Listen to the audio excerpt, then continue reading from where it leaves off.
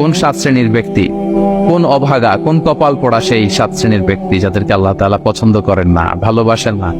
এই মর্মে তিনি কালামুল্লাহ মাজিদে ঘোষণা দিয়েছেন এবং আমরা সতর্ক হওয়ার চেষ্টা করব এই বৈশিষ্ট্য যেন কশিনকালেও কবু আমাদের মধ্যে না আসে।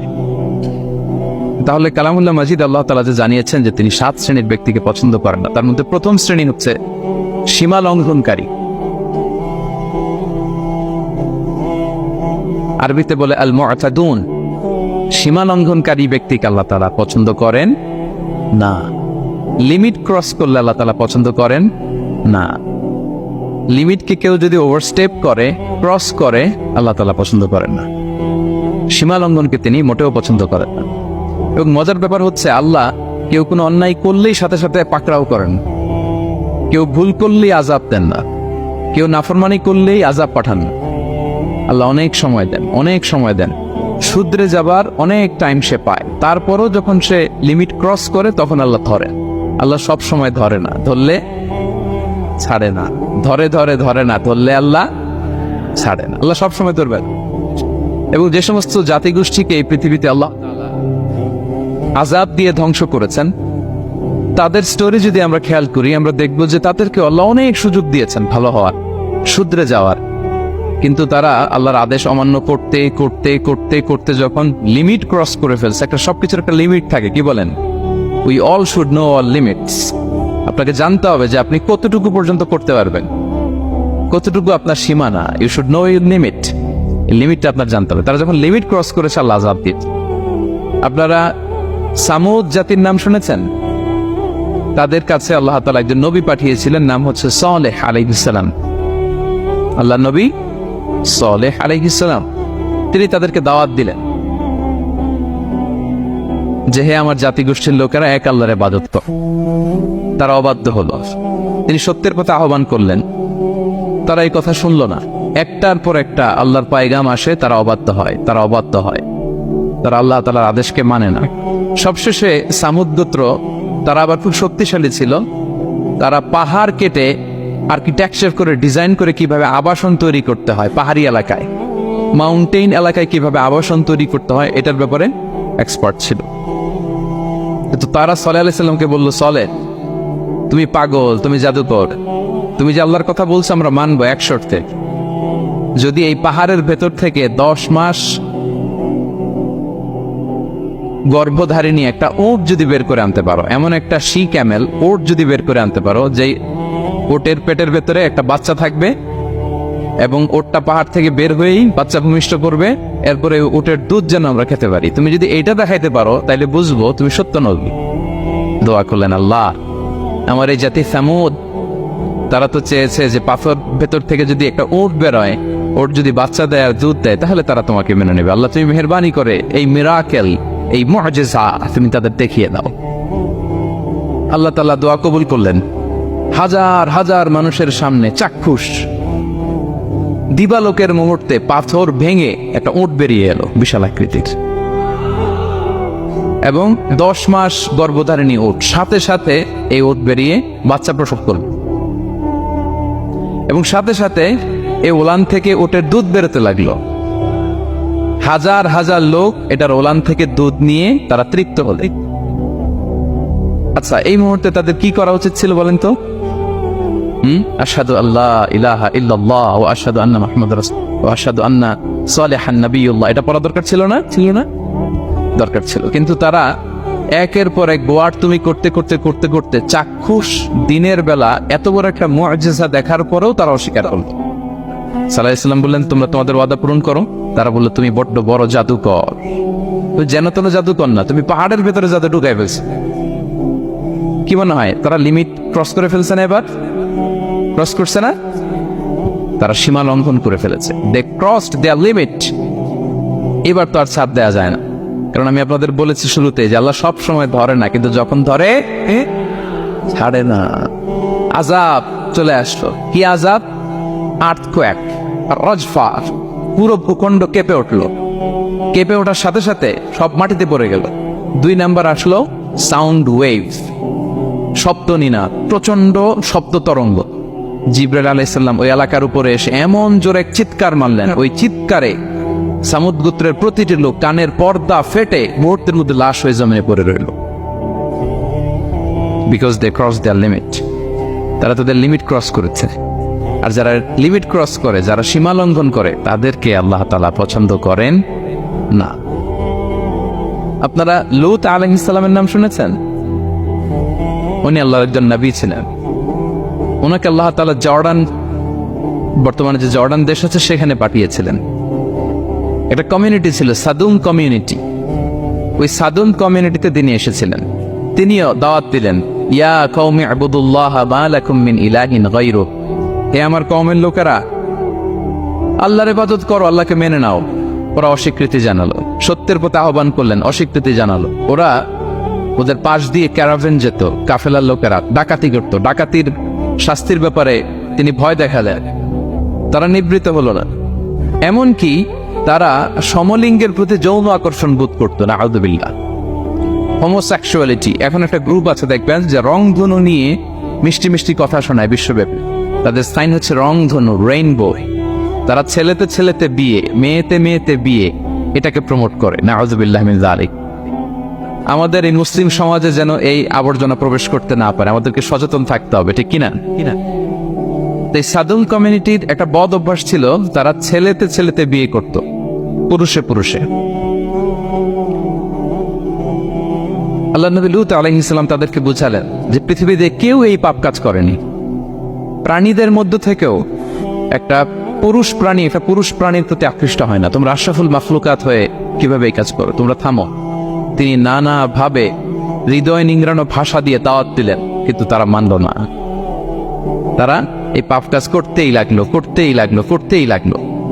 আল্লাহ তাআলা ফেরেশতা পাঠিয়েছিলেন ওনার কাছে পুরুষের আকৃতিতে। তারা এই আল্লাহর পাঠানো ফেরেশতাদের সাথে এই অপকর্ম করার প্ল্যান করেছিল। তারা মনে করেছিল সাধারণ মানুষ, আসলে এগুলো ছিল কি? আল্লাহর ফেরেশতা। তো আল্লাহর ফেরেশতার সাথে যেহেতু এরকম পাপ কাজের চিন্তা করেছে, তার মানে দে ক্রস দেয়ার লিমিট। কি বলেন? সীমা লঙ্ঘন করে ফেলছে। আযাব, পানিশমেন্ট তাদের জন্য অবধারিত হয়েছে। আল্লাহ তাআলা শাস্তি দিলেন। কি শাস্তি দিলেন? সিম্পল। জিবরাইল আলাইহিস সালাম এসে পুরো শহরটাকে উঠাইয়া উল্টায় ফেলে দিলেন। আল জাযাউ মিন জিনসিল আমাল, যে যেরকম পাপ করে তার শাস্তি এরকম। ওরাও স্বাভাবিক মানুষের যে নেচার, এটার উল্টায় ফেলছে। কি বলেন? পুরুষ আকৃষ্ট হবে, সেক্সুয়াল অ্যাট্রাকশন ফিল করবে নারীর প্রতি, নারী পুরুষের প্রতি। এই যে নেচারকে ওরা উল্টাইছে না, আল্লাহকে তোদের শহরটারে উল্টাই দিলাম।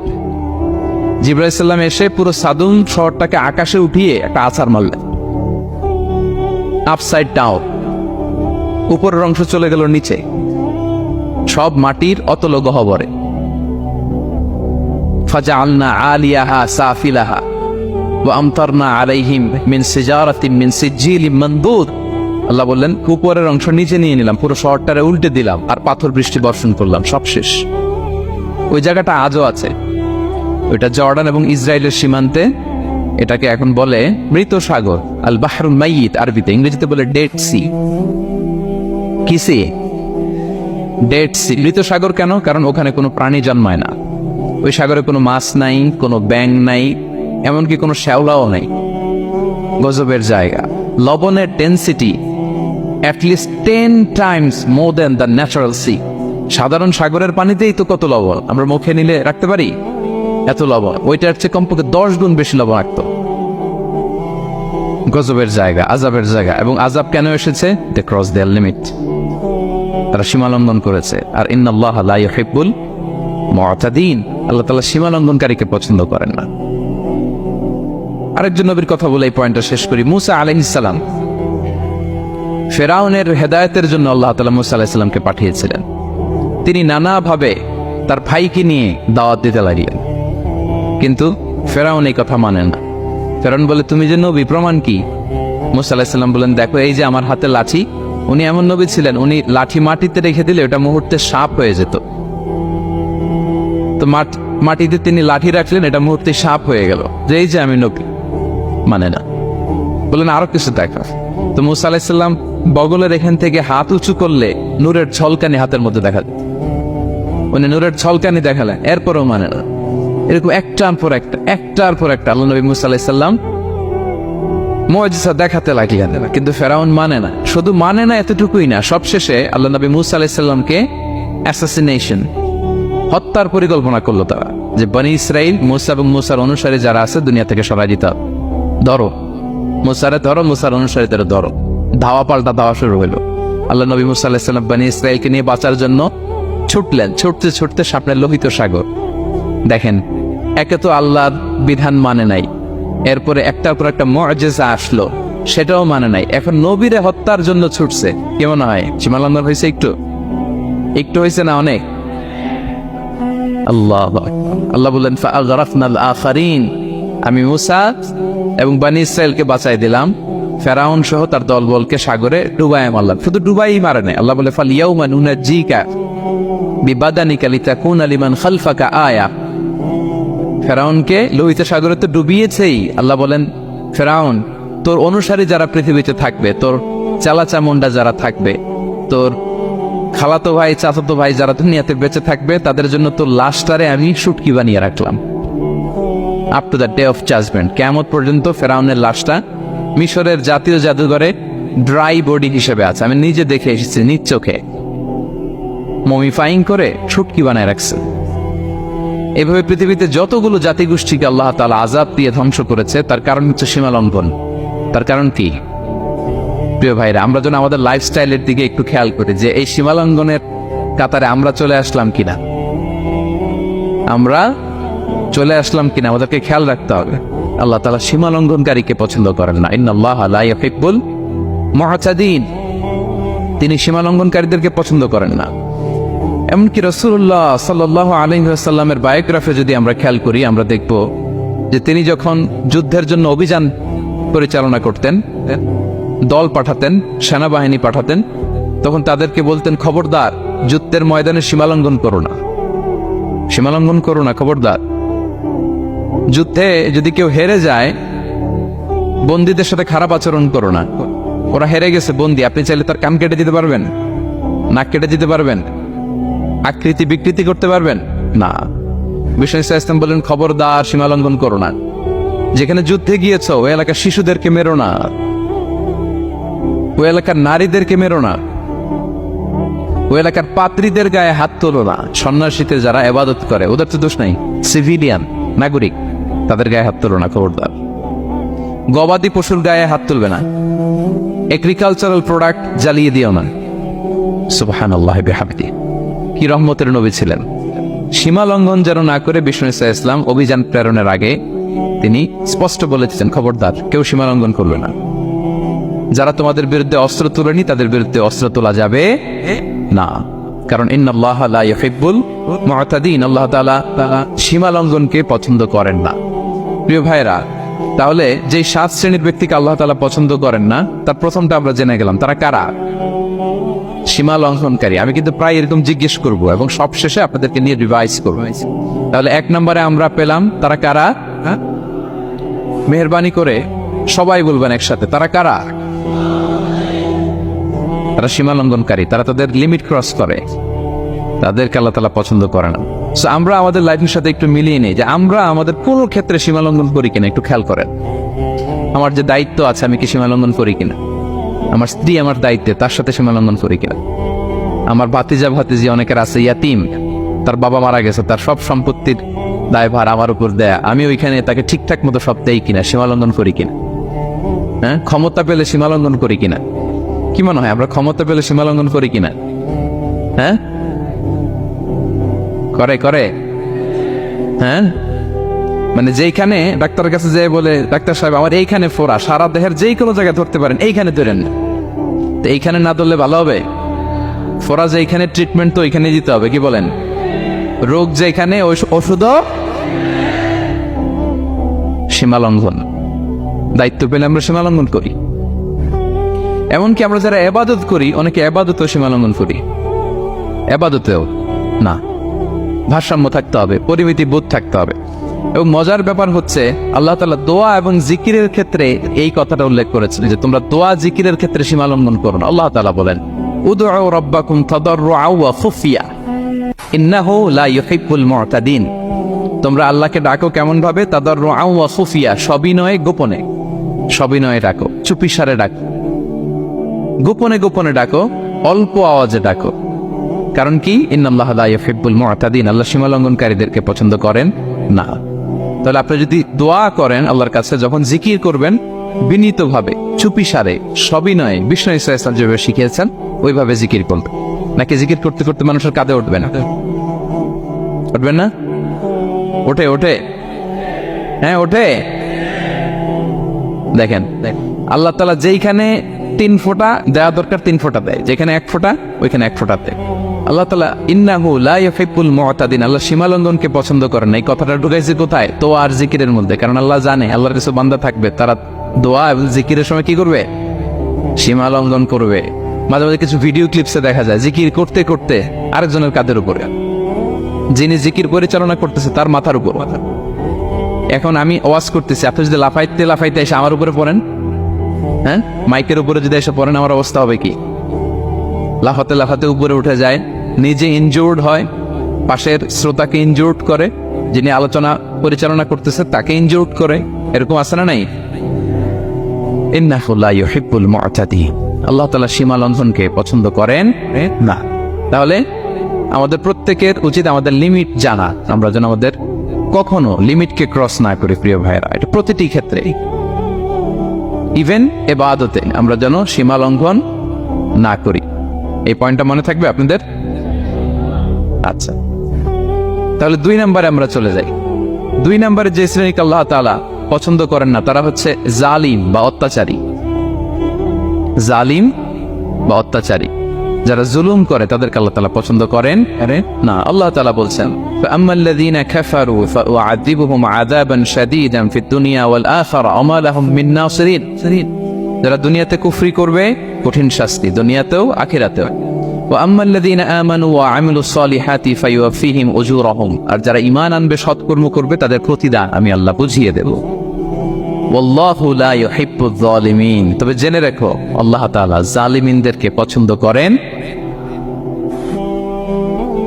তাহলে 2 নম্বরে পাওয়া গেল কাদেরকে পছন্দ করে না? আপনি যদি কারো প্রতি জুলুম করেন তাহলে আপনি জালেম, সে হচ্ছে মাজলুম। সে কি? মাজলুম। মজলুম আপনার ক্ষমা না করলে আল্লাহ তাআলা আপনার ক্ষমা করবে না।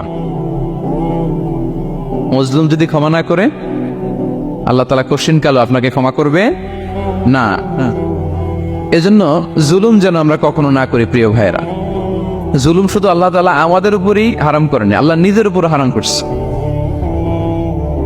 জুলুম শুধু আমাদের জন্যই হারাম না, আল্লাহর জন্য হারাম। আল্লাহ তাআলা বলেন হাদিসে কুদসিতে, ইয়া ইবাদি, হে আমার বান্দারা, ইন্নী হারামতু যুলমা আলা নাফসি, আমি জুলুমকে আমি আল্লাহ নিজের উপর হারাম করেছি। ওয়া জাআলতুহু বাইনাকুম মুহাররামা, এবং এই জুলুমকে তোমাদের উপর হারাম করেছি। ফালা তাযালামু, তোমরা একে অপরের উপর জুলুম করো না।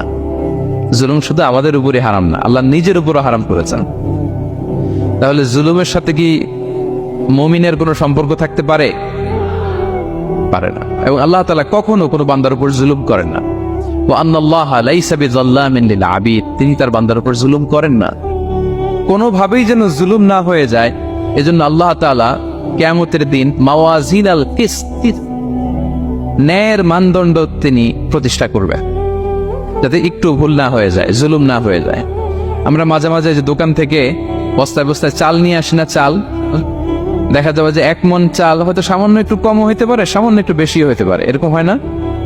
দেখবেন যে দিছে 10 কেজি, বাসায় এসে দেখবেন যে 10 কেজির চেয়ে একটু বেশি, একটু সামান্য বেশি কয়েক গ্রাম, অথবা 10 কেজির চেয়ে সামান্য কয়েক গ্রাম কম, এরকম হয়ে যায় না?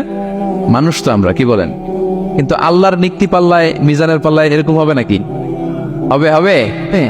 আল্লাহ বলে না, মাওয়াজিনাল কিসত, ন্যায়ের মানদণ্ড সেটা। ফামাইয়া আমাল মিসকালা যাররাতিন খায়রান ইয়ারা, যাররা পরিমাণ ভালো করেছো তো সেটাও ওজন দেয়া যায় ওই পাল্লায়। সুবহানাল্লাহ পড়বেন না? ওমাইয়া আমাল মিসকালা যাররাতিন শাররান ইয়ারা, অনুপরিমাণ খারাপ করেছো সেটাও ওজন দেয়া যায়। কারণ ওয়া আন্নাল্লাহা লাইসা বিযাল্লামিন লিল আবিদ, তিনি বান্দার উপর জুলুম করেন না। তিনি এমন পাল্লা দিয়েছে যাতে জুলুম না হয়। আমাদেরটাই ভুল হয়ে যেতে পারে, ওনারটাতে ভুল হলে চলবে না, কেউ জিতে যাবে, ঠকে যাবে। কি বলেন? বলেন। জাররা কাকে বলে? জাররা, জাররা মানে এত ছোট জিনিস, এত ক্ষুদ্র জিনিস যেটা খালি চোখে দেখা যায় না। বাংলাদেশের উদাহরণ দিলে বুঝতে পারবেন ভালো। বাংলাদেশের শীতের সিজনের কথা মনে আছে আপনাদের? না মালয়েশিয়া এসে সব খাই ফেলাইছে?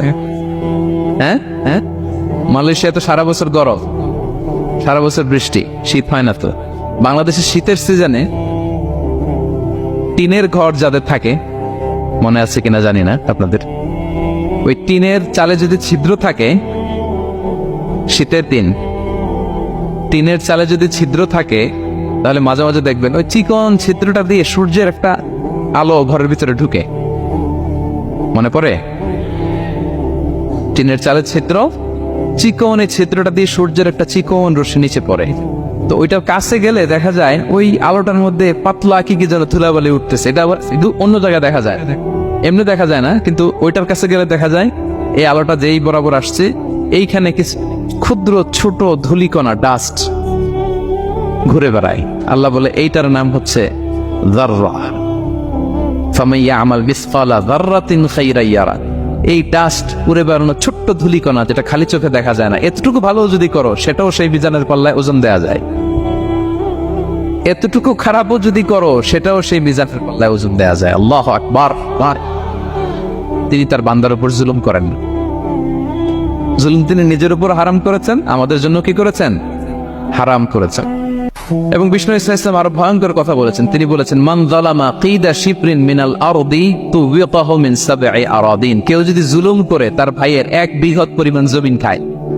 1 বিঘত চেনেন তো?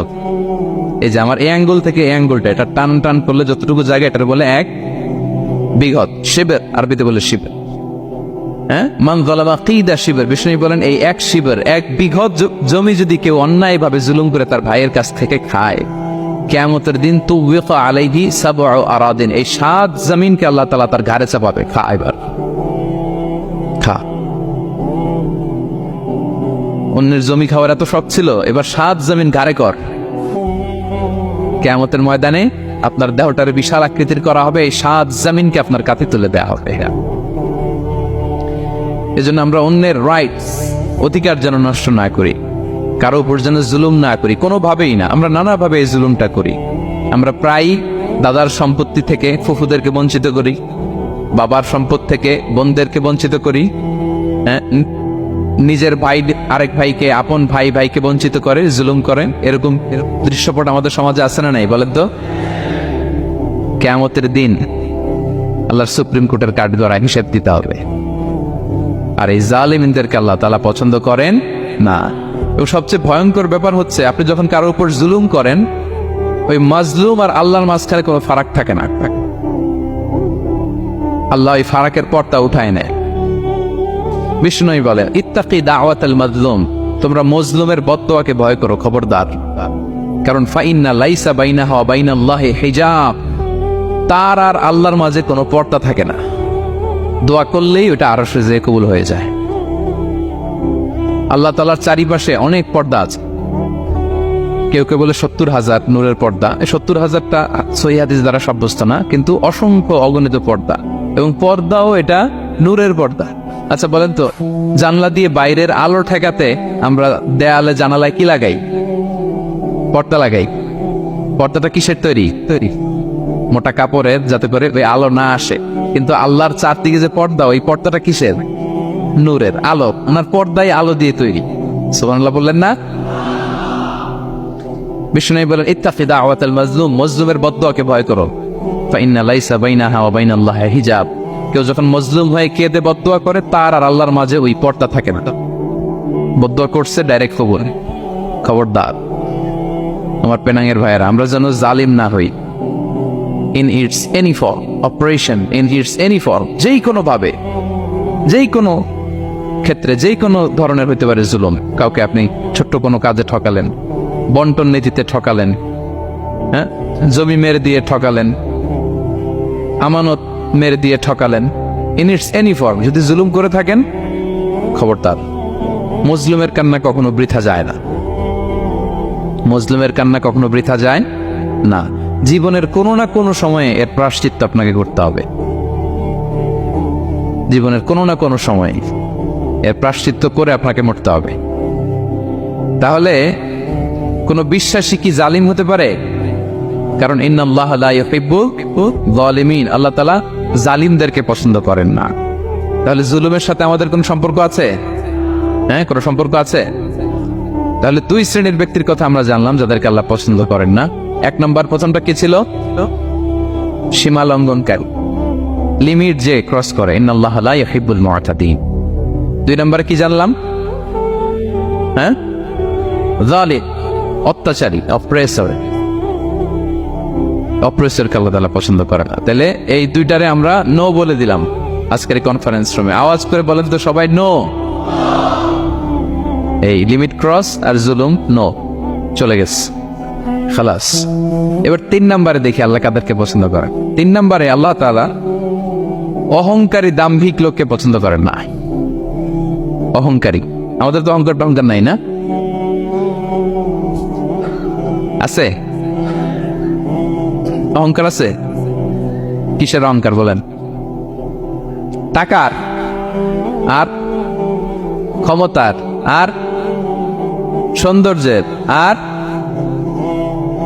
হ্যাঁ পাওয়ার, সোশ্যাল পাওয়ার। এই যে অহংকার, অহংকারের খাঁচা থেকে মুক্ত রাখো আমাদেরকে তুমি প্রভু হয়ে, পড়েন আমিন। এটা একটা ভয়ঙ্কর খাঁচা। আচ্ছা, অহংকার করার আমাদের আছে কি বলেন তো? কিছুই নেই। আল্লাহ বলে ওয়া খুলিকাল ইনসানু দাঈফা, তোমাদেরকে আমি দুর্বল করে তৈরি করছি। আমরা দুর্বল, শুধু দুর্বল না, দুর্বলের ঘরের দুর্বল। আমার বাপ ছিল দুর্বল, আমার দাদা ছিল দুর্বল, আমরা 14 গোষ্ঠী কি? হাল আতা আলাল ইনসানি হিনুম মিনাদ দাহরি লাম ইয়াকুন শাইআম মাযকুরা। আল্লাহ বলেন একটা সময় ছিল উল্লেখ করার মতো তোমার কিছুই ছিল না। আজকে তো এত লম্বা চড়া মানুষ, আমরা কিছুই ছিলাম না। আমার বর্তমানে বয়স চলে 36, 37। আজ থেকে 37 বছর আগে আমি কি ছিলাম? আমার অস্তিত্বই ছিল না, আমার কোনো নাম ছিল না, আমার কোনো গ্রাম ছিল না, আমার কোনো অ্যাড্রেস ছিল না, আমার কোনো পরিচিত ছিল না। আজ থেকে আরো 37 বছর পরে একটু খেয়াল করেন তো, এখন তো 37, আরো 37 ধরেন বাঁচলাম, এরপরে আমি দুনিয়া, দুনিয়া থাকবে কিন্তু আমি নাই। আজকে কার জন্য আটকে আছে দুনিয়ার কাজ বলেন তো? আপনার দাদার জন্য, আপনার নানার জন্য। তো আপনাকে লাগে কেন? আপনাকে লাগে? লাগে না তো আমাকে। আমি দুনিয়া, একদিন কিছুই ছিলাম না। আল্লাহ বলেন হাল আতা আলাল ইনসানি হিনুম মিনাদ দাহরি লাম ইয়াকুন শাইআম মাযকুরা। তুমি কিছু ছিলা, একটা সময় কিছুই ছিলা না, উল্লেখ করার মতো তুমি কিছুই ছিলা না। অস্তিত্বহীনের জগৎ থেকে তোমাকে আমি অস্তিত্বে আনলাম। তোমার বাবার পৃষ্ঠদেশ থেকে তোমার মায়ের গর্ভাশয়ে আমি তোমাকে ফেললাম। সেখানে আমি আল্লাহ তোমাকে একটু একটু করে তিলে তিলে বড় করলাম। 9 মাস 10 মাস পরে মায়ের পেট থেকে দুনিয়াতে তুমি আসলে। দেখেন তো দুনিয়ায় আসার পরে আমাদের অবস্থাটা কি? কাপড় নাই, চোপন নাই, এভাবে চলে আসছি। আসার পরে কেউ যদি মুখে খাবার তুলে দেয় তাইলে খাইতে পারি, হ্যাঁ, তাও লিকুইড খাবার, এদিক দিয়ে তুলে এদিক দিয়ে পড়ে যায়, খালি মুছতে হয়। মেহমান একজন এসে আদর করে কোলে নিচে পেশাব করে দিছি ভরাইয়া, আছে না নাই? হয়েছে না, হয়েছে না? এরকম আদর করে একটা কোলে নিছেন, এখনই না ডায়াপার আসছে মিয়া। আজ থেকে 10 বছর আগে এগুলো ছিল নাকি? প্যাম্পাস ডায়াপার ছিল, এই কাঁথা টাতা নিয়ে কোলে নেওয়া লাগতো, তারপরে দিছে ওদিক দিয়ে জামাটা ভিজে শেষ। ইভেন রাসূল সাল্লাল্লাহু আলাইহি ওয়াসাল্লামের কোলে এরকম বাচ্চারা পেশাব করে দিছে, এরকম হাদিস আছে। আদর করে মায়েরা বাবারা আসলেই তো তার বাচ্চাকে রাসূল সাল্লাল্লাহু আলাইহি ওয়াসাল্লাম কোলে দিতেন, পেশাব করে দিতেন। তো কার কোলে উঠছে এটাও জানি না, পেশাব করে ভরাই দিচ্ছে। পেশাব পায়খানা করে শয় লাভ। লিকুইড দিলে খেতে পারি, শক্ত কিছু খেতে পারি না। এই তো আমি, এই তো আমার ক্ষমতা। একজন যে বললেন ক্ষমতার অহংকার, এই তো ক্ষমতাটা তো এতটুকু। এরপরে যখন জোয়ান হয়েছে, এখন তো জোয়ান, এখানে একটা ভূমিকম্প হইলে কি অবস্থা হবে বলেন তো জোয়ানদের? হ্যাঁ, কাঁপতে কাঁপতে সব শেষ। একটা ভূমিকম্প, একটা তুফান হলে ওটার বিরুদ্ধে দাঁড়াতে পারিনি। একটা তুফান, রাস্তায় টায়ার পাংচার হলে লাফ দিয়ে ওঠে। ক্ষমতা আমার নাকি ক্ষমতার অহংকার। কি দুর্বল আমরা, হ্যাঁ? কুকুর আমাদেরকে কামড় দিলে আমরা কুকুরের কামড়ও দিতে পারি না,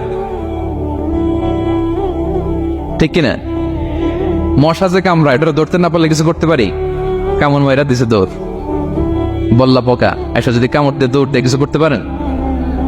তো কিসের ক্ষমতা আপনার? এরপর আবার যদি 70-80 বছর হায়াত পাই, আবার আগের মতো যেখানে বসি ওইখানেই ডাইরেক্ট, আছে না নাই?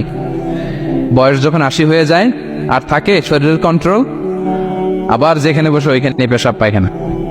খাবার দিলে খাইতে পারি, পিঠটা বাঁকা হয়ে কুজু হয়ে গেছে, এর নাকি আবার অহংকার। সাজে অহংকার সাজে, অহংকার সাজে একজনের, আওয়াজ করে বলতে হবে তিনি কে। 3 নম্বরে অহংকার দাম্ভিককে আল্লাহ পছন্দ করেন না। প্রিয় ভাইরা, আল্লাহ বলেন কারুনের ঘটনাকে আল্লাহ এখানে এনেছেন। আল্লাহ বলেন ইন্না কারুনা কানা মিন কওমি মূসা, কারুন ছিল মুসা আলাইহিস সালামের কওমের লোক। মুসা আলাইহিস সালামের কাজিন ছিল মূলত। কারুন নামে একজন সম্পদশালী ছিল। মিশরের রাজধানী কায়রো থেকে 100 কিলো দূরে ফাইয়ুম নামে একটা জেলা আছে, ওখানে তার বাড়ি ঘর। আমি দেখে এসেছি, কয়েকবার গিয়েছে। তো ফাবাগা আলাইহিম, সে মানুষের উপর চড়াও হলো। ওয়া আতাইনাহু মিনাল কুনুজি মা ইন্না মাফাতিহাহু লাতানু বিল উসবাতি উলিল কুওয়া।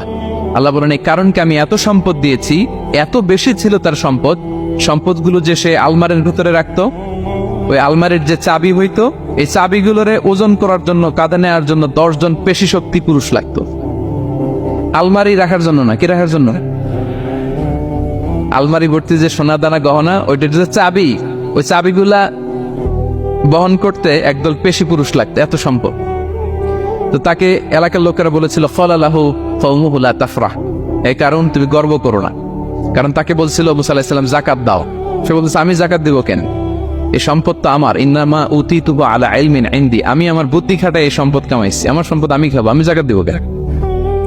আল্লাহ বলেন ইন্নাল্লাহা লা ইউহিব্বুল ফারিহিন, কারণ তুমি অহংকার করলে আমি আল্লাহ অহংকারকে বরদাস্ত করি না, অহংকারীদেরকে আমি আল্লাহ পছন্দ করি না।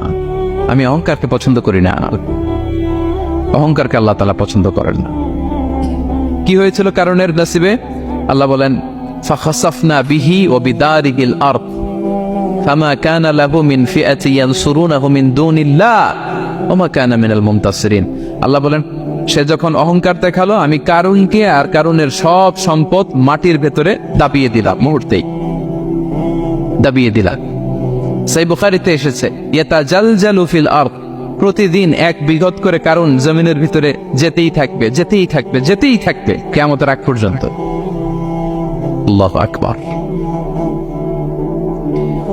কারণ অহংকার করেছিল। আল্লাহ বলে আমি অহংকারীদের পছন্দ করি না। সূরা লোকমানে আল্লাহ বললেন ওয়ালা তুসাঈ খাদ্দাকা লিন-নাস, মানুষ থেকে মুখ ফিরিও না।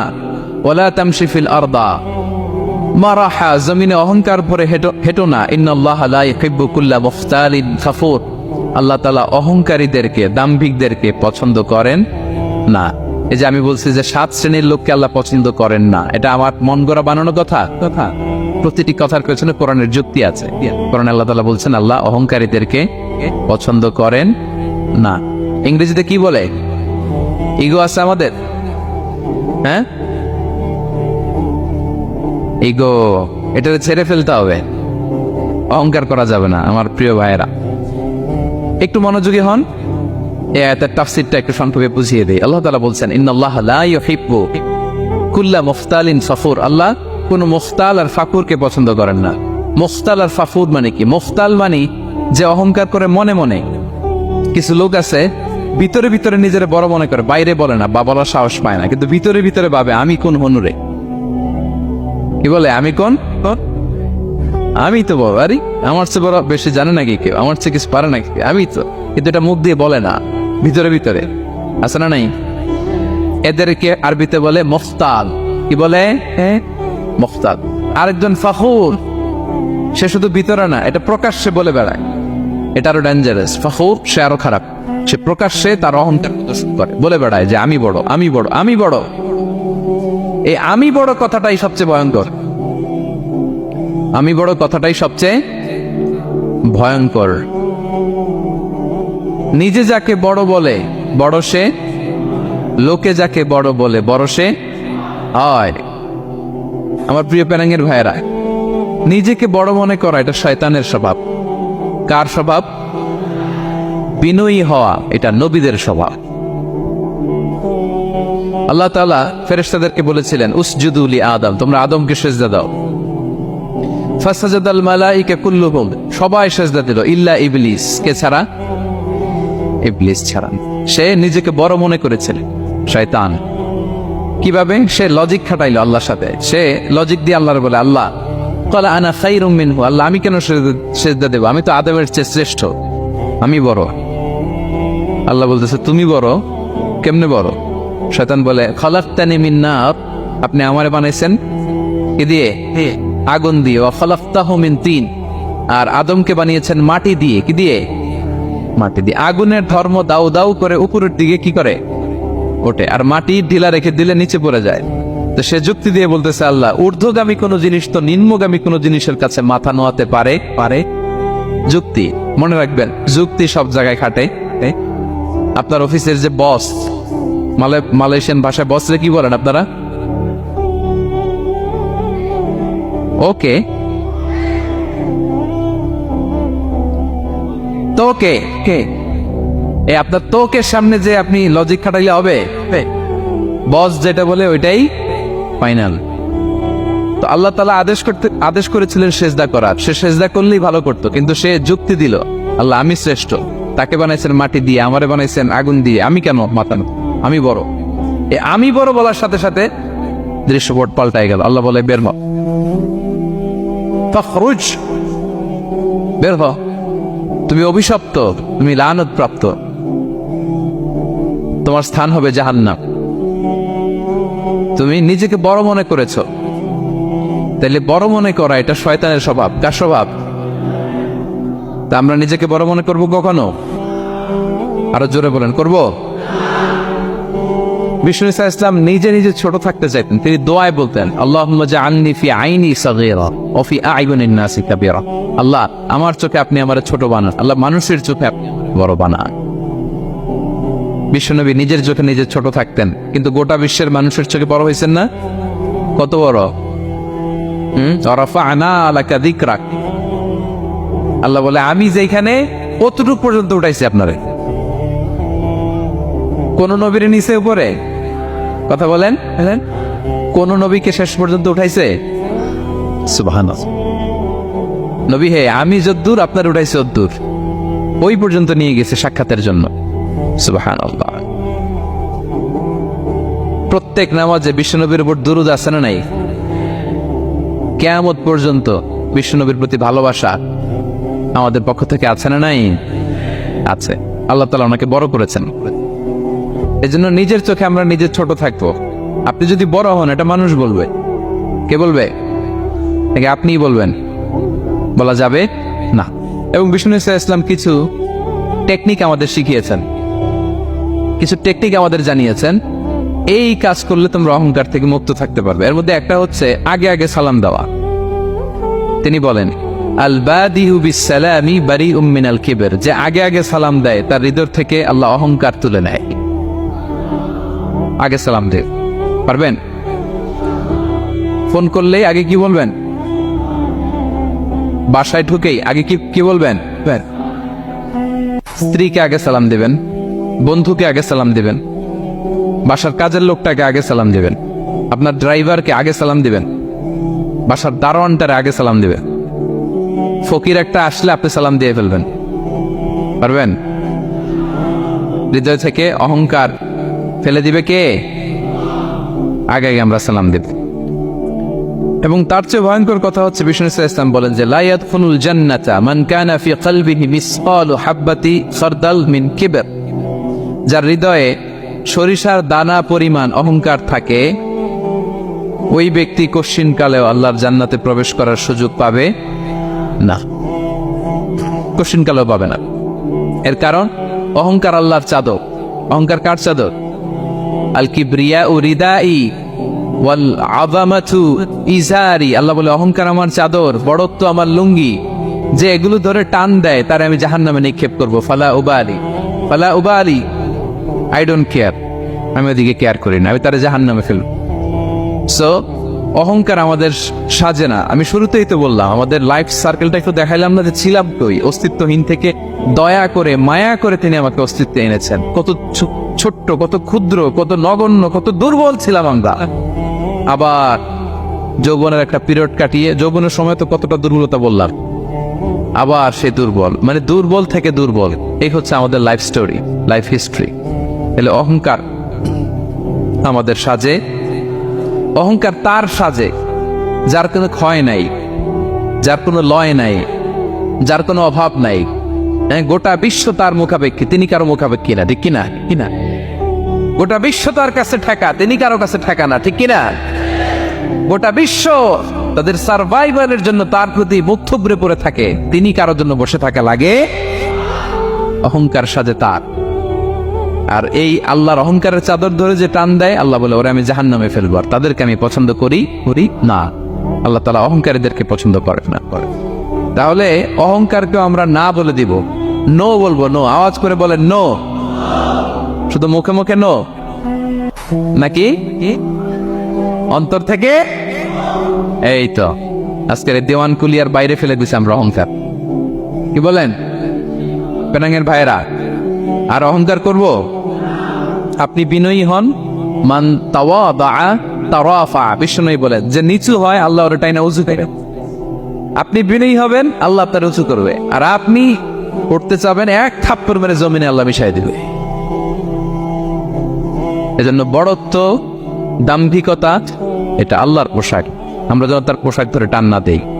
এই পয়েন্টটা কি সবার কাছে ক্লিয়ার? আচ্ছা, কয়টা গেল? এক নম্বরে কি ছিল? হ্যাঁ, সীমা লঙ্ঘনকারীকে আল্লাহ তাআলা পছন্দ করেন না। দুই নাম্বার, এই তো মনে রাখছেন, মাশাআল্লাহ, অনেক এনার্জেটিক অডিয়েন্স, খেয়াল রাখছে। আর শুরুতে বলছিলাম তো, মনে রেখে দিছে এজন্য, ধরবে তো মাঝখানে। আচ্ছা, জালিমকে আল্লাহ পছন্দ করেন না। এইমাত্র যেটা বললাম, তিন নাম্বার, অহংকারী ব্যক্তিকে আল্লাহ পছন্দ করেন না।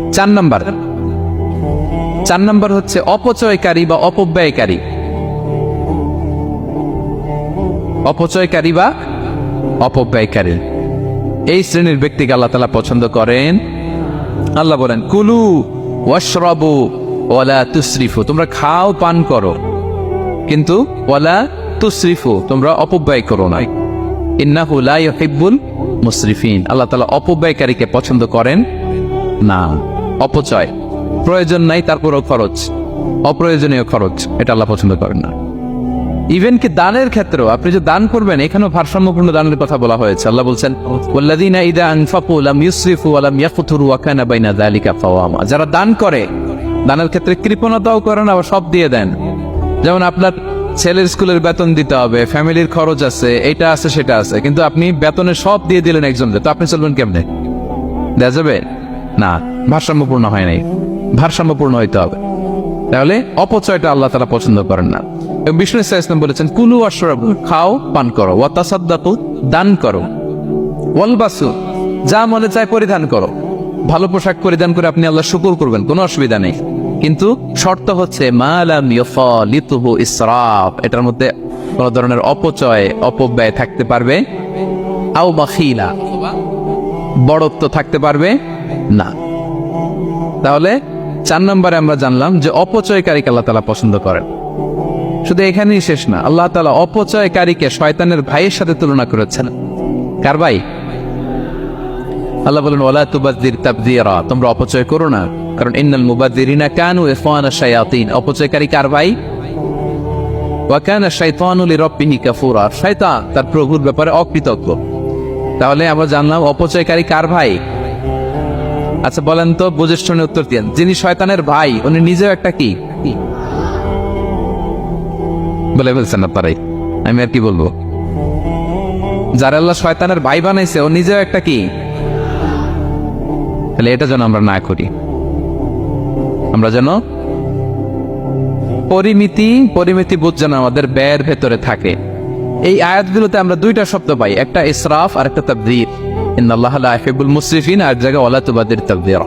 দুটোই হারাম পেনাঙ্গের ভাইয়েরা। পার্থক্যটা কি? পার্থক্য হচ্ছে ইসরাফ মানে হচ্ছে বৈধ বা হালাল কোনো ক্ষেত্রে প্রয়োজনাতিরিক্ত ব্যয় করা। হালাল কিন্তু অতিরিক্ত খরচ করছে। বাসায় আম লাগবে 2 কেজি, কয় কেজি? 2 কেজি হলে সুন্দর পাওয়া যায়, নিয়ে আসছেন 10 কেজি, কয় কেজি? 3 দিন পরে এগুলো পচে টচে নষ্ট হয়েছে, অপচয় হয়েছে না? কিন্তু আম কিনা হালাল না হারাম? আম খাওয়া হালাল না হারাম? তাহলে এই যে হালাল জিনিসে প্রয়োজনাতিরিক্ত যে খরচ করছেন, এটাকে বলে ইসরাফ, এটা নিশ্চয়। আরেকটা আল্লাহ যেটা আরো ভয়ঙ্কর, শয়তানের ভাই বানাইছে আল্লাহ যে কারণে, ওটার বলে তাবযীর। ওটা কি? তাবযীর হচ্ছে অবৈধ বা হারাম কোনো ক্ষেত্রে প্রয়োজনাতিরিক্ত ব্যয় করা। এমনি কাজটা হারাম, এমনি কাজটা কি? বলেন তো মদ খাওয়া কি? এখন ট্রাক ভর্তি করে মদ নিয়ে আসছেন। নাচানাচির অনুষ্ঠানে ফান্ডিং করা কি? অশ্লীলতা, নৃত্য প্রদর্শনের একটা প্রোগ্রাম হবে নারীদের, এটাতে ফান্ডিং করাটা কি? হারাম। এখানে আপনি হাত খুলে দান করছেন, এটারে বলে তাবযির। তাহলে ইসরাফও হারাম, তাবযিরও হারাম। দুইটার মধ্যে বেশি হারাম হচ্ছে তাবযির। যে তাবযিরের কারণে আল্লাহ তাআলা তাকে শয়তানের ভাই বলেছেন। তাহলে অপচয়ের সাথে আমাদের কোনো সম্পর্ক, আমরা একটু গলা ফাটিয়ে অপচয়কে নো বলে দিব। আওয়াজ করে বলেন নো। আজকে থেকে আর কোনো অপচয় নাই, আজকে থেকে অপচয় নাই। বিষ্ণুনবী সাল্লাল্লাহু আলাইহি ওয়াসাল্লাম একবার আম্মাজান আয়েশা রাদিয়াল্লাহু তাআলা আনহার ঘরে ঢুকলেন। ফাওয়াজাদা কিসরাতা খুবজিন মুলকাতিন আলাল আরদ। আম্মাজান আয়েশার ঘরে ঢুকেই দেখলেন এক টুকরো রুটি মাটিতে পড়ে আছে। কোথায় পড়ে আছে? ফাগাদিবান নবী সাল্লাল্লাহু আলাইহি ওয়াসাল্লাম রেগে গেলেন, তিনি রাগান্বিত হলেন, প্রচন্ড রেগে গেলেন। রেগে আম্মাজান আয়েশাকে বললেন, আয়েশা, এই যে আল্লাহর রিজকে তুমি নষ্ট করছো, আল্লাহর রিজিকের মূল্যায়ন করতে শেখো আয়েশা। কোন ঘরে যদি আল্লাহর রিজিক আসে আর ওই রিজিককে যদি মূল্যায়ন করা না হয়, তাহলে সেই রিজিক আর এই ঘরে আসে না। কারণ এই রুটিটা খেয়েই তো তুমি বেঁচেছিলা, ঠিক কিনা? আজকে আমরা যেই রুটিটা, যেই ভাতগুলো ফেলে দিই ডাস্টবিনে, এতটুকু খাইলে আমার কাশ্মীরের ভাইরা বেঁচে যাবে, এতটুকু পাইলেই আমার ফিলিস্তিনের ভাইরা বেঁচে যায়, এতটুকু পেলেই ওই ডাস্টবিনে মারামারি করে যারা খাবার খোঁজে ওরা বেঁচে যায়, ঠিক কিনা? এজন্য বিষ্ণু ইসলাম রেগে গেলেন। বিষ্ণু সবসময় রাখতেন না, রেগে বললেন, আয়েশা, আল্লাহর নেয়ামতের কদর করো। তোমার ঘরে রিজিক আসলে ওটার যদি মর্যাদা না দাও, এই রিজিক তোমার ঘরে আর ঢুকবে না। নট নেসেসারি শুধু খাবারের ক্ষেত্রে, যে কোনো ক্ষেত্রে অপচয় যেন না হয়, অপব্যয় যেন না হয়। আমরা অনেক সময় করে ফেলি, খেতে বসলে অনেক খাবার নিয়ে ফেলি, অর্ডার করতে গেলে দোকানে অনেক অর্ডার করে ফেলি, রেস্টুরেন্টে, কিন্তু এই খাবারগুলো নষ্ট করা যাবে না। ডাস্টবিনে যেন না যায় আপনার কারণে। আপনি কি করবেন? লেফট ওভার ফুড সাথে করে বঙ্গুজে নিয়ে আসবেন। আপনারা তো বঙ্গুজ বলেন নাকি? পেনাঙ্গে কি বলে? বঙ্কুজ। হ্যাঁ, টেক অ্যাওয়ে বা বঙ্কুজ বললে ওরা বঙ্কুজ দিবে, নিয়ে আসবেন, বাসায় এনে রাতে খাবেন, তারপরের দিন খাবেন, অথবা কাউকে দিয়ে দিবেন, কিন্তু খাবার নষ্ট করা চলবে। কারণ ইন্নাল্লাহা লা ইউহিব্বুল মুসরিফিন, আল্লাহ তাআলা অপচয়কারীকে পছন্দ করেন। কথাটা কি বুঝতে পেরেছেন সবাই? আচ্ছা, কয়টা গেল? আর বাকি রইল কয়টা? 5 নাম্বার, খেয়ানতকারী। আমানতের খেয়ানত যে করে, বা বিশ্বাসঘাতক, আমানতের খেয়ানত যে করে। অনেক লম্বা কথা, আমি যেহেতু সময় কম শেষ করে দিচ্ছি। ইন্নাল্লাহা লা ইউহিব্বুল খাইনিন, আল্লাহ তাআলা খেয়ানতকারীকে পছন্দ করেন। বিশ্বাসঘাতকতা যে করে। আল্লাহর কথা বাদ দেন, আমাদের সমাজে বলেন, কেউ যদি বিশ্বাসঘাতকতা করে আমরা পছন্দ করব না, তাকে কেউ পছন্দ করে না। ইন্নাল্লাহা লা ইউহিব্বু মান কানা খাওয়ানান আসিমা, পাপী খেয়ানতকারীকে আল্লাহ পছন্দ করেন না। এবং মুনাফিকের আলামত রাসূল সাল্লাল্লাহু আলাইহি ওয়াসাল্লাম বলেছেন, কি দেখে মুনাফিক চিনবা? তিনি বলেছেন 3 জিনিস দেখে মুনাফিক চিনবা। 1, ইযা হাদ্দাসা কাযাবা, মুনাফিক কথা বললে মিথ্যা বলে। কথা বললে কি করে? ওয়া ইযা ওয়াআদা আখলাফা, ওয়াদা করলে খেলাফ করে। 3 নম্বরে ওয়া ইযা আতুমিনা খানা, মুনাফিকের কাছে আমানত রাখলে খেয়ানত করে। আমানতের খেয়ানত, এটা মুনাফিকের আলামত। শুধু মুনাফিকের আলামতই না, এটা কিয়ামতের একটা আলামত। আল্লাহ বলেন, ইন্নাল্লাহা ইয়া'মুরুকুম আন তুআদ্দুল আমানাতি ইলা আহলিহা, আল্লাহ তাআলা আদেশ করেছেন আমানতের যে হকদার তার হাতে তার আমানত পৌঁছে দাও। আদেশটা কার? সবাই বলুন, আদেশ কার? আল্লাহ। আমানতের খেয়ানত, এটা মুনাফিকের আলামত এবং কিয়ামতের আলামত। এক বেদুইন এসে রাসূল সাল্লাল্লাহু আলাইহি ওয়াসাল্লামকে বলল, ইয়া রাসূলুল্লাহ, মাতা সাআ, কিয়ামত কবে হবে? কি কবে হবে? কিয়ামত কবে হবে? রাসূল সাল্লাল্লাহু আলাইহি ওয়াসাল্লাম বললেন, ইযা তুইয়াতিল আমানাতু ফান্তাযিরিস সাআ, যখন আমানতের খেয়ানত শুরু হবে সমাজে, তখনই কিয়ামত হবে। সে বলল, ইয়া রাসূলুল্লাহ, কাইফা ইদাআতুহা, আমানতের খেয়ানত আবার কেমনে হয়? সহজ সরল মানুষ, আমানতের খেয়ানত হয় কেমনে? বিষ্ণু বললেন, ইদা উসিদাল আমরু ইলা গায়রি আহলিহি ফান্তাযিরিস সাআ, যে লোক যেই কাজের যোগ্য নয় তাকে যখন সেই কাজে বসিয়ে দেয়া হবে, তখনই কিয়ামত হয়ে যাবে। এখন এটা আসছে না নাই সমাজে? বলেন। হ্যাঁ, যে যেই কাজের যোগ্য না সেই কাজ সে পায় না। সবাই বলেন তো, যে যেই চেয়ারে বসার যোগ্যতা রাখে না ওই চেয়ারে সে বসে কি বসে না? নেতা হওয়ার যোগ্যতা নাই, নেতা হয়ে গেছে। পদের যোগ্যতা নাই, পদ পেয়ে গেছেন। চাকরির যোগ্যতা নাই, ওই যে উপর থেকে ফোন আসছে, ফোনের ঠেলায় ঠেলায় চাকরি হয়ে গেছে। দেশেরও 12টা বেজে গেছে। এইভাবেই আমানতের খেয়ানত হয় প্রিয় ভাইরা। আমানত ব্যাপারটা অনেক বড়। অনেকে মনে করে আপনারা কি বোরিং হয়ে যাচ্ছেন, আর অল্প, আর ম্যাক্সিমাম 10 মিনিটস। প্রিয় ভাইয়েরা, আমানত এই ব্যাপারটা অনেক বড়। অনেকে মনে করে একজন আমার কাছে একটা মোবাইল রেখে গেছে, বলছে ভাই এই মোবাইলটা আগামী সপ্তাহে এসে নিয়ে যাব। তো অনেকে মনে এইটাই শুধু আমানত। অনেকে ভাব বা 10,000 রিঙ্গিত রেখে বললো 3 দিন পরে এসে আমি টাকাটা তোমার কাছ থেকে নিব। তো আপনি দিয়ে দিলেন, এটা তো আমানতদার হলেনই। কিন্তু শুধু এতটুকু আমানত নয় প্রিয় ভাইয়েরা আমার। আল্লাহ তাআলা আমাদেরকে যা দান করেছেন তার সবই আমানত, সবকিছুই আমানত। এই যে আমাকে আল্লাহ জ্ঞান দিয়েছেন, এই জ্ঞানটা আমানত। যাদেরকে আল্লাহ পরিচিতি দিয়েছেন, পরিচিতি এটা আমানত। আমার অর্থ, আমার সন্তান, আমার ক্ষমতা, আল্লাহর দেয়া প্রতিটি নিয়ামতই আমানত।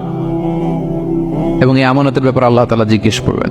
আপনি একটা প্রতিষ্ঠানের প্রধান, এই প্রতিষ্ঠান আপনার কাছে আমানত। আপনি মসজিদের সভাপতি, এই মসজিদ আপনার কাছে আমানত। আপনি চেয়ারম্যান, এই ইউনিয়ন পরিষদটা আপনার কাছে আমানত। কি বলেন? আপনি MP, member of the parliament, এই নির্বাচনী এলাকাটা আপনার কাছে আমানত। আপনি রাষ্ট্রপ্রধান, পুরো রাষ্ট্রের প্রতিটি ইঞ্চি আপনার কাছে কি? এই আমানতের খেয়ানত যখন হবে, বিষ্ণু বললেন তখনই কিয়ামতের অপেক্ষা করো, ফান্তাজিরিস সাআহ, কিয়ামত হয়ে যাবে। তাহলে খেয়ানতকারীকে আল্লাহ তাআলা পছন্দ করেন না, আমানতের খেয়ানতকে পছন্দ করেন। আর আমানত এটা ব্যাপক বিষয়। আমার জ্ঞান, আমার ক্ষমতা, আমার পরিচিতি, আমার সন্তান, আমার স্ত্রী, সবকিছু আমানত। এবং এগুলোর ব্যাপারে আল্লাহ তাআলা আমাদেরকে জিজ্ঞেস করি। কয়টা গেল? তাহলে খেয়ানতকে আমরা নো বলে দিব। আওয়াজ করে বলেন নো। একটা সাথে আমাদের সম্পর্ক নেই। 6 নম্বরে হচ্ছে ফাসাদ সৃষ্টিকারী, বিশৃঙ্খলা সৃষ্টিকারী।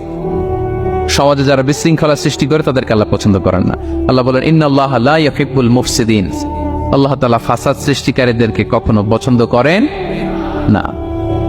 সমাজে নানাভাবে, সামাজিকভাবে ফাসাদ, রাজনৈতিকভাবে ফাসাদ, অর্থনৈতিকভাবে ফাসাদ, এই যত ফাসাদ বিশৃঙ্খলা আছে এগুলোর হোতা যারা, তাদেরকে আল্লাহ পছন্দ করে না। নানাভাবে দেখবেন যে সমাজে অনেকে ফাসাদ সৃষ্টি করে। আমাদের বাংলাদেশে কিছুদিন আগে কাঁচামরিচের দাম বেড়ে গেছে না? কেমনে বাড়লো? নিশ্চয়ই কেউ সিন্ডিকেট করছে, নিশ্চয়ই কেউ মজুদদারি করছে, নিশ্চয়ই এখানে কেউ ফাসাদ তৈরি করছে, ঠিক কিনা? প্রতিটি সেক্টরে আপনি খুঁজে দেখবেন ফাসাদ, হ্যাঁ, মারামারি, বিশৃঙ্খলা, ফাসাদ। এই কিছুদিন আগে এক নির্বাচনের প্রার্থীকে ধরে পিটাইছে, সবাই দেখলাম আমরা, তাই না? এটা ফাসাদ হয়েছে না? বিশৃঙ্খলা হয়েছে না? এই আপনি যদি ধরে ধরে বলেন, পরিবারে, সমাজে, রাষ্ট্রে, অর্থনীতিতে, বাজারে, প্রতিটি জায়গায় ফাসাদ আছে না? নাই। আল্লাহ তাআলা বলেন ইন্নাল্লাহা লা ইউহিব্বুল মুফসিদিন। এই ফাসাদ সৃষ্টিকারীকে আল্লাহ তাআলা পছন্দ করে না। মদিনাতে এই যে টিকিটের দাম, সুন্দর কথা বলছে, টিকিটের দাম বাড়ায় যারা দেয়, সেম গোস টু দেম, তাদেরও একই কথা, ফাসাদ সৃষ্টিকারী আর মুফসিদুন। এই যে আমাদের হাজিদের এত টাকা লাগে কেন? 50,000 টাকার টিকিট হয়ে গেছে কয় লাখ? 2 লাখ, কয় 1 লাখ। হজে যারা গেছে 1,95,000 টাকা করে পড়ছে একজনের টিকিট। কিয়ামতের দিন আল্লাহর সুপ্রিম কোর্টের কাঠ করায় তোমাকে দাঁড়াতে হবে, পাই টু পাই। সেদিন হিসেব নিয়ে আল্লাহ তাআলা ছাড়বেন, ঠিক কিনা? সেদিন হবে আসল খেলা। এখন তো আমরা মাইক পেলেই বলি খেলা হবে, কিন্তু আসল খেলা কবে? লক্ষ লক্ষ কোটি মানুষের সামনে আল্লাহ তাআলা আপনার এই কোমর ফাঁস করে দিবেন। আল্লাহ তাআলা আপনাকে অপমানিত করে ছাড়বেন। তাই কোনো ফাসাদের সাথে, বিশৃঙ্খলার সাথে মুমিনের কোনো সম্পর্ক থাকতে পারে? মদিনায় মুনাফিকেরা এই ফাসাদ তৈরি করত। যখন তাদেরকে বলা হতো তোমরা ফাসাদ করো কেন, ওয়া ইযা কিলা লাহুম লা তুফসিদু ফিল আরদ ক্বালু ইন্নামা নাহনু মুসলিহুন, তারা বললো, আরে ফাসাদকে, আমরাই তো ভালো মানুষ, আমরাই তো ভালো মানুষ, আমরাই তো ভালো কাজ করি। আল্লাহ বলে না, আলা ইন্নাহুম হুমুল মুফসিদুনা ওয়ালাকিন লা ইয়াশউরুন। ওরাই ফাসাদ সৃষ্টিকারী, ওরাই ফাসাদ সৃষ্টিকারী, ওরাই সমাজে বিশৃঙ্খলা সৃষ্টিকারী। ওদের ভেতরে এক, বাইরে আরেক। তার নাম মুনাফিক, ঠিক কিনা? মুনাফিকের সহজ সংজ্ঞা কি জানেন? ভিতরে লালন করে একটা, অনুভূতি বা ভাবে একটা, কিন্তু মুখ দিয়ে বলে। তার মানে ভেতরে এক, বাইরে আরেক। তার নাম দুই মুখো সাপ।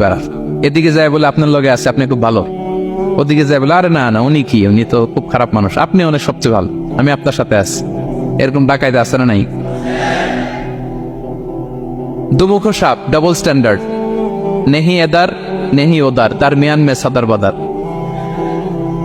ডানেও না বায়েও না, মাঝখানে সদর বদর। বুঝেন? দুই নৌকার মধ্যে দুই পা দিছিলেন কখনো? কয় দিছি। অবস্থা কি হয়েছিল তোমার বলো? হ্যাঁ, কইরা গেছিল? পড়বে। দুই নৌকায় দুই পা দেওয়া যায় না, হয় এই পা এদিকে নিয়ে আসতে হবে, না ওদিকে চলে যেতে হবে। দুই পা দিলে এই উল্টায় পড়বে। মুনাফিকদের স্বভাব এটা, দুমুখো সাপ, ডাবল স্ট্যান্ডার্ড মেনটেন করে, টু ফেসড পার্সোনালিটি এরা। যেদিকে বৃষ্টি ওদিকে সাদা, উপরে ফিটফাট, ভিতরে সদরঘাট। তাদেরকে যখন বলা হয় তোমরা ফাসাদ সৃষ্টি করো না, ওরা বলে আরে আমরাই তো ভালো। আল্লাহ বলে না, তোমরাই ফাসাদ সৃষ্টিকারী, তোমরা জানো না। তো এই ফিতনা, ফাসাদকে আল্লাহ হত্যার চেয়ে জঘন্য বলেছেন। তিনি বলেছেন আল ফিতনাতু আকবারু মিনাল কাতল। এই ফিতনা সৃষ্টি করা, সমাজে পণ্যের দাম বাড়ানো, কাঁচামরিচের দাম বাড়ানো, অন্যের হক নষ্ট করা, টিকিটের দাম বাড়ানো, মজুতদারি করা, সমাজের স্বাভাবিক সামাজিক রাজনৈতিক ভারসাম্য যারা নষ্ট করে, এগুলো সব মুফসিদুন। সব কি? মুফসিদুন, ফাসাদ সৃষ্টিকারী, ফিতনাবাজ। আকবারু মিনাল কাতল, সমাজের স্বাভাবিক যে ধারা, এই ফ্লোটাকে তারা নষ্ট করে। এবং ফাসাদের মাধ্যমে যদি কারো ক্ষতি করে, কাউকে কেউ হত্যা করে, সেজন্য গোটা বিশ্বের সবাইকে হত্যা করে। আল্লাহ বলেন মান কাতালা নাফসান বিগাইরি নাফসিন আও ফাসাদিন ফিল আরদি ফাকান্নামা কাতালান নাসা জামিআ। অন্যায়ভাবে ফাসাদের মাধ্যমে যখন কেউ কাউকে হত্যা করে, সেজন্য গোটা বিশ্বের সবাইকে হত্যা করে। আকবারু মিনাল কাতল, ফিতনা এত বড় ভয়ঙ্কর পাপ। এই ফিতনার সাথে, ফাসাদের সাথে, ফাসাদ সৃষ্টি করা, বিশৃঙ্খলার সাথে আমাদের কোনো সম্পর্ক। কারণ ইসলাম শান্তির ধর্ম। কিসের ধর্ম? শান্তির ধর্ম। কোনো অন্যায়, বিশৃঙ্খলা, বোমাবাজি, সন্ত্রাসবাদ, টেরোরিজম, এগুলোর সাথে ইসলামের কোনো সম্পর্ক। শান্তির ধর্ম। এজন্য আল্লাহ তাআলা ফাসাদ সৃষ্টিকারীদেরকে পছন্দ করেন। কয়টা গেল? সব শেষ হচ্ছে মন্দ কথার প্রচারক। আমার ভাইয়েরা, কি কথা? কোন ধরনের বাজে কথা, মন্দ কথা, অশালীন কথা, অশ্লীল কথা আমরা মুখ দিয়ে উচ্চারণ করব। কোন ধরনের বাজে স্ট্যাটাস, মন্দ স্ট্যাটাস, অশালীন স্ট্যাটাস আমরা ফেসবুকে দিব। কারো এরকম অশালীন স্ট্যাটাস শেয়ার দিব? নেভার, কখনো দিব না। আল্লাহ পছন্দ করেন। আল্লাহ বলেন লা ইউহিব্বুল্লাহুল জাহরা বিসসুই মিনাল কাওলি ইল্লা মান যুলিম ওয়া কানা আল্লাহু সামিআন আলিমা। কোন খারাপ কথা কেউ প্রকাশ করবে, পাবলিক করবে, ওপেনলি বলে বেড়াবে, এটা আল্লাহ পছন্দ করে না। কিন্তু সে যদি মাজলুম হয়, সেটা ভিন্ন কথা। কোন ধরনের অশ্লীল কথা, অশালীন কথা মুমিনের মুখ দিয়ে বেরোতে পারে। রাসূল সাল্লাল্লাহু আলাইহি ওয়াসাল্লামের ব্যাপারে দেখেন, আনাস রাদিয়াল্লাহু কি বলেন? তিনি বলেন লাম ইয়াকুনিন নবী সাল্লাল্লাহু আলাইহি ওয়াসাল্লাম সাব্বাবান। বিষ্ণু সাল্লাল্লাহু আলাইহি ওয়াসাল্লাম মুখ দিয়ে কোনোদিন কাউরে বকা দেয় নাই, গালি দেয় নাই। ওয়ালা ফাহাশান, আমার নবী কখনো তার জবান মোবারক দিয়ে অশালীন কথা বলেন নাই। ওয়ালা লাআনান, কাউকে লানত তিনি করেন নাই। সুবহানাল্লাহ পড়েন। তো সেই নবীর উম্মত হয়ে আমরা কোনো খারাপ কথা বলবো, অশালীন কথা? একসাথে বন্ধুরা যখন বসেন আড্ডা দিতে, যে অনেক অশ্লীল কথা বলে ফেলে, আছে না নাই? বন্ধুরা কি বলেন আপনারা? Cowan Cowan Cowan. তো এই যে একসাথে বসতে যে অনেক সময় অশ্লীল কথাবার্তা অনেকে বলে ফেলে, এদেরকে আল্লাহ তাআলা পছন্দ করে না। এই জাতীয় কথা যেন আমাদের মুখ দিয়ে কখনো বের না হয়। এবং অশ্লীলতার প্রচার যারা সমাজে ঘটায়, আল্লাহ বলে তাদেরকে দুনিয়াতে আমি লাঞ্ছিত